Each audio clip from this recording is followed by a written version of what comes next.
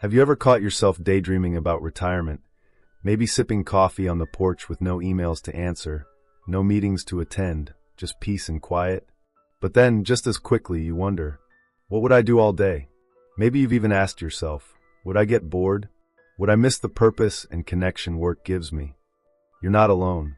In fact, more and more people are stepping into what's called semi-retirement, a phase where you're no longer working full-time, but you're not fully retired either. It's a flexible middle ground that blends the best of both worlds, meaningful part-time work and the freedom to finally enjoy the leisure time you've earned. Now here's the catch. It sounds great on paper, but finding the right balance between work and leisure? That's the real art. Too much work, and you're right back where you started, stressed and tired. Too much leisure, and you might feel unproductive or even disconnected. That's exactly what we're diving into today. In this video series, we're going to explore how to craft a semi-retired life that feels fulfilling, energizing, and balanced, physically, emotionally, and mentally. And if you're thinking, well, I'm not quite there yet, stick around anyway. Whether you're already semi-retired, planning for it soon, or just curious, the habits and mindsets we'll talk about can benefit anyone looking to live with more intention.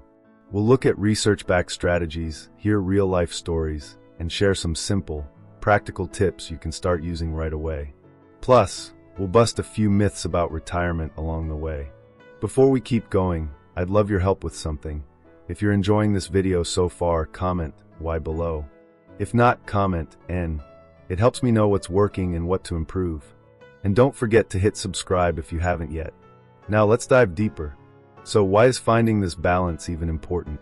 Well, research shows that staying mentally active and socially connected in later life is directly linked to better physical health, emotional well-being, and even longevity.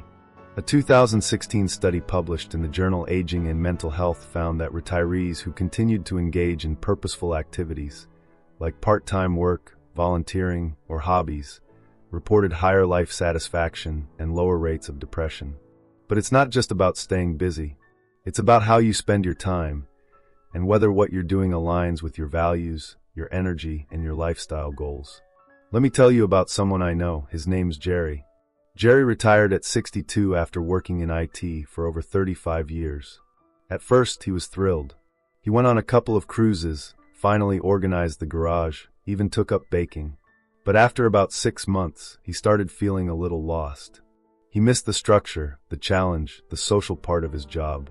So he picked up a part-time consulting gig, just 2 days a week, and guess what? He came alive again. The sparkle was back. But here's the key. Jerry was intentional. He didn't just fall into more work.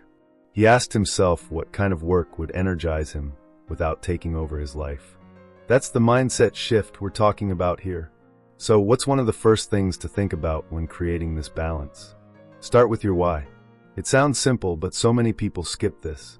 Ask yourself, why do I want to keep working part-time? Is it for financial reasons?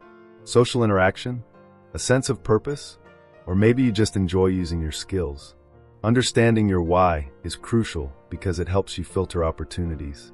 If you're working part-time just to fill the time, you might end up drained or resentful. But if you're doing it to stay connected or to give back in a way that feels meaningful, then even a few hours a week can feel deeply satisfying. Now on the flip side, let's talk about leisure. And no, I don't just mean watching TV or doing crossword puzzles, although those have their place too. Leisure is about doing things that recharge you, spark creativity, or bring you joy. There's actually a term called active leisure, and researchers have found it to be more restorative than passive leisure. Activities like gardening, painting, hiking, or learning a new skill stimulate your brain and reduce stress. In fact, a 2020 study in Frontiers in Psychology showed that older adults who engaged in creative hobbies reported better cognitive function and lower anxiety levels. So think of leisure not as what I do when I'm not working, but as an essential ingredient of your well-being. You deserve that time. You've earned it. Here's another quick story. Maria, a retired nurse I met at a local community center. She works 1 day a week at a health clinic, just enough to stay involved in her field. But on the other days, she's taken up photography. She's part of a local photo walk group, and she's even won a few local contests. I never had time for this when I was working full-time, she told me. Now it's the part of my week I look forward to most. And that's what we're aiming for. A rhythm that blends contribution and creativity, structure and spontaneity, work and rest. All right, coming up next, we're going to talk about how to structure your week in a way that actually supports this balance, not sabotages it.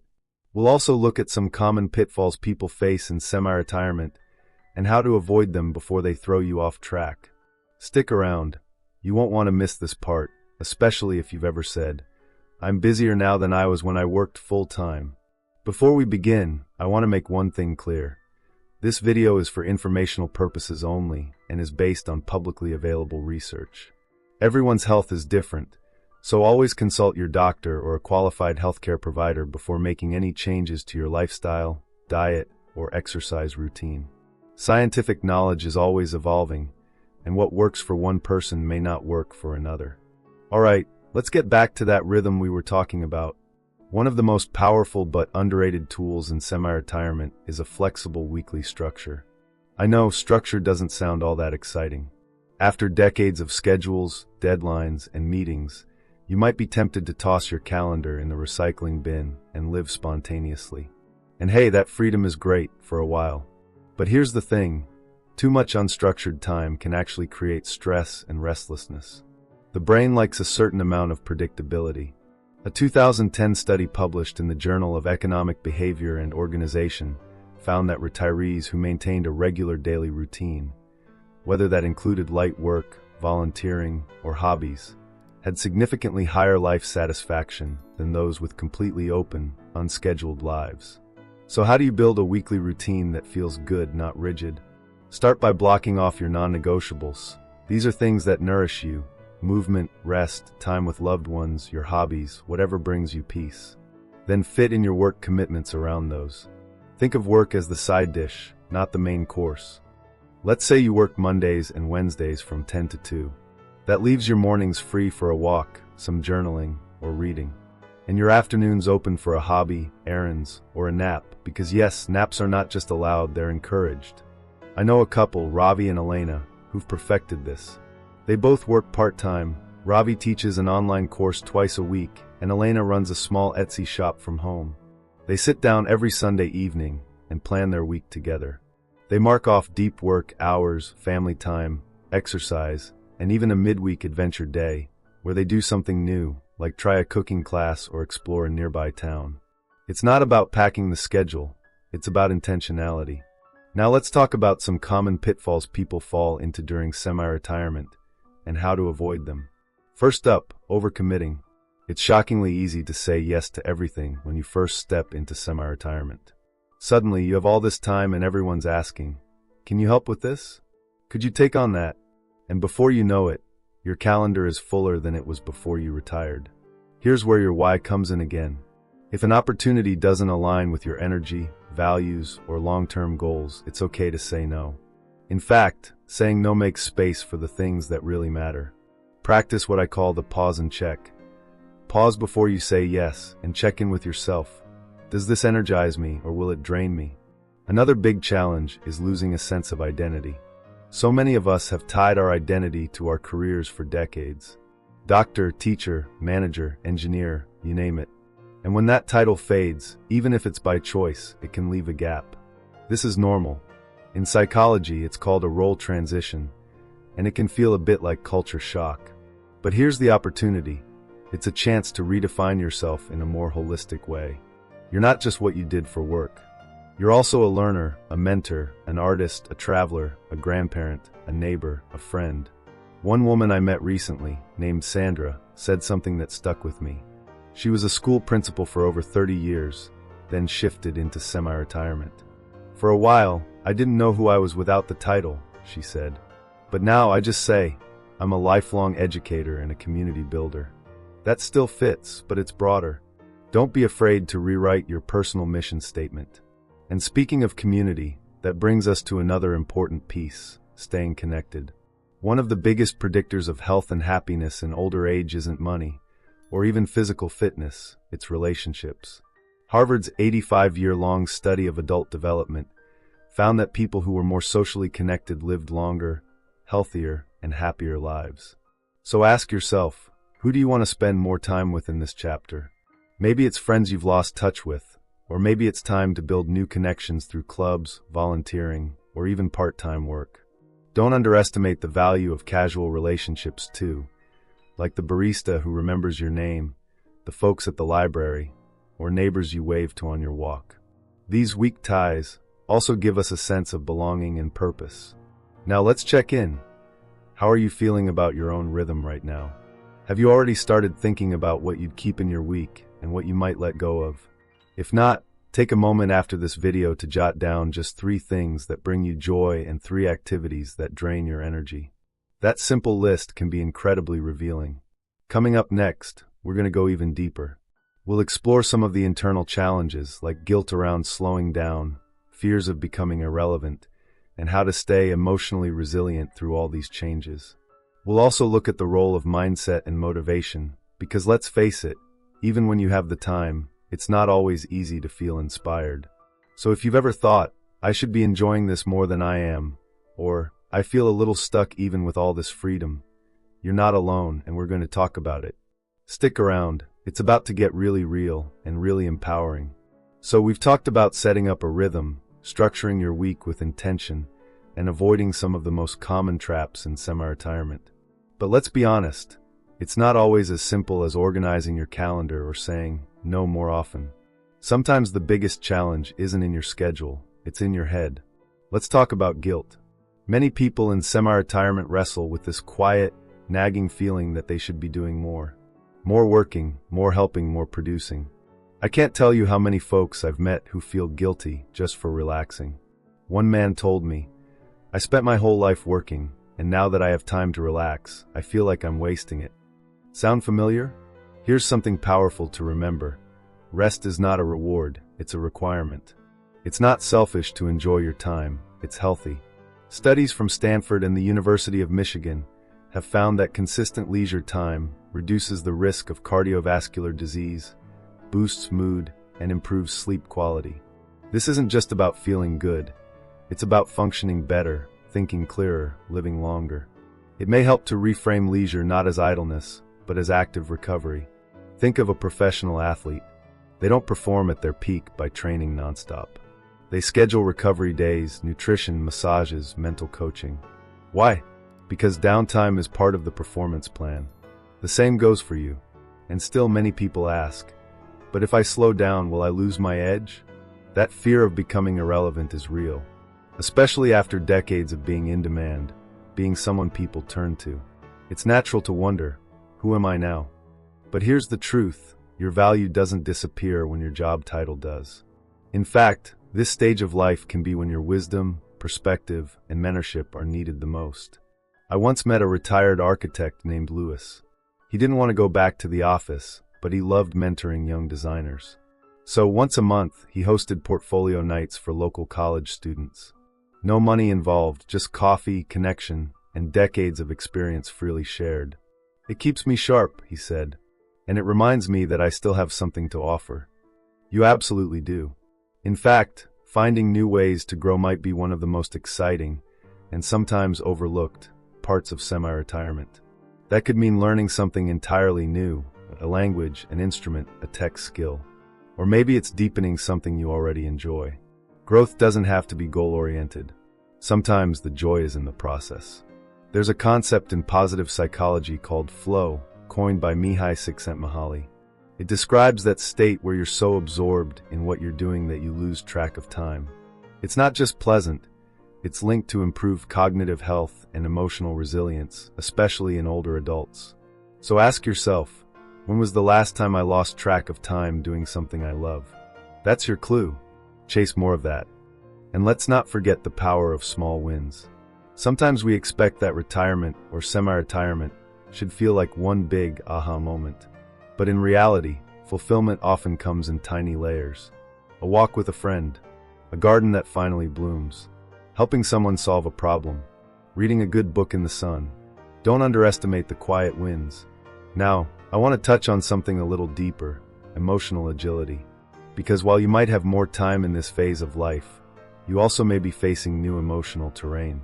Aging parents, health changes, grown children moving away, friends who are going through their own transitions. That's why nurturing your emotional health is just as vital as managing your time. And the good news? You don't have to figure it out alone. Therapy, coaching, support groups, spiritual communities, these are not just for crisis moments. They're for maintenance, growth, and clarity. In fact, older adults who regularly engage in some form of social-emotional support report significantly lower rates of anxiety and depression, according to a 2018 meta-analysis published in The Gerontologist. One woman I interviewed, Carla, started journaling every morning after she semi-retired. Just 10 minutes a day.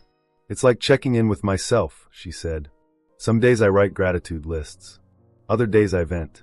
But it's helped me hear my own voice again. So, if you've been feeling stuck or emotionally off balance, try asking yourself, what kind of support would feel good right now?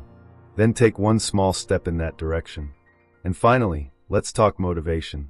Because sometimes, even with the perfect schedule and all the right intentions, you just don't feel like doing anything. That's okay. Motivation in this stage of life is less about pushing and more about alignment. It's not, how can I stay busy? It's what energizes me. You're not aiming for perfection. You're designing a lifestyle that feels good enough. You're allowed to change your mind. You're allowed to experiment. And you're allowed to rest. If you're still figuring out the balance between work and leisure, remember, it's not a one-time decision. It's a process. Like tuning an instrument, it takes adjustment, feedback, and a little patience. And guess what? That's where the magic happens. In our final section, we'll wrap everything up. I'll share a few final takeaways, offer some inspiring research to fuel your journey, and leave you with a clear, simple way to take action today. So if you've been wondering, where do I even start? That's exactly where we'll go next. See you in the final part. Here we are. If you've made it this far, give yourself a little credit. Seriously. You've taken the time to reflect, to plan, and to think about how to live this next chapter of your life on purpose. And that alone sets you apart. Let's take a breath and recap what we've covered so far. We started by acknowledging that semi-retirement isn't just a phase. It's a unique lifestyle shift. You're not fully working, but you're not fully retired either. You're in this beautiful, flexible middle space where you get to redesign your days around what matters most. We explored how blending part-time work with personal time gives you the best of both worlds. Structure without stress, purpose without pressure. Whether it's consulting, freelancing, teaching, caregiving, or something entirely new, you're in control now. Then we dove into rhythm and structure, how to shape your week with intention, not rigidity. We talked about how routine can actually free you, not trap you. And we looked at how to say no, how to protect your time, and how to avoid the burnout that sneaks in when you overcommit, even in retirement. We unpacked some of the deeper challenges, too. The guilt around slowing down, the fear of becoming irrelevant, the emotional weight that can come with this kind of transition. And we didn't shy away from it, because pretending those things don't exist doesn't help anyone. But facing them, that's where your power grows. You've learned about emotional agility, flow states, the power of small wins, and the importance of connection. You've heard stories from people just like you, real individuals navigating this space with heart, honesty, and curiosity. So now let's zoom out. If there's one thing I want you to take away from all this, it's this. You don't have to earn rest. You already have. You don't have to prove your worth. You already are. Your time is yours now, not in some vague philosophical sense, but in a literal, tangible way. That means you get to choose how to use your hours. And that choice, it's your superpower. Now you might be wondering, where do I even begin? Here's a simple exercise you can try, one that pulls together everything we've talked about. The Purpose and Peace Grid. Grab a piece of paper and draw a cross to make 4 squares. Label the top 2, gives me purpose and takes my energy. Label the bottom 2, brings me peace and feels like a chore. Now think through your average week, or what you want it to look like. Start placing activities into each square. Maybe volunteering gives you purpose and peace.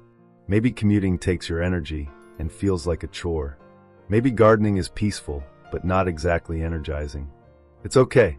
This isn't about judging, it's about clarity. Once you see the patterns, you can start shifting your schedule to include more of the good stuff and limit what drains you. And remember, this is a living document. It can change. You can change. If you're looking for a little inspiration to hold on to, here's one last insight I love. A 2020 study from the Journal of Happiness Studies found that people who see aging as a process of growth, not decline, experience better mental health, stronger social ties, and even live longer. Let that sink in. The way you see your future shapes the quality of your life.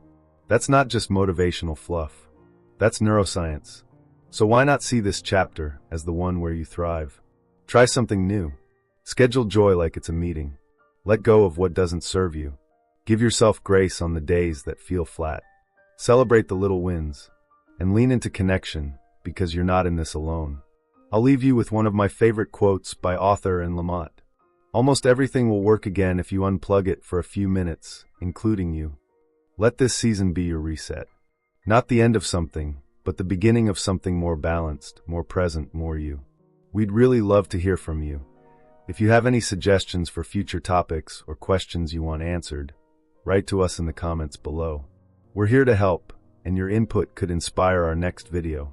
And if you found this video helpful, give it a thumbs up and subscribe so you don't miss out on more practical tips for healthy aging.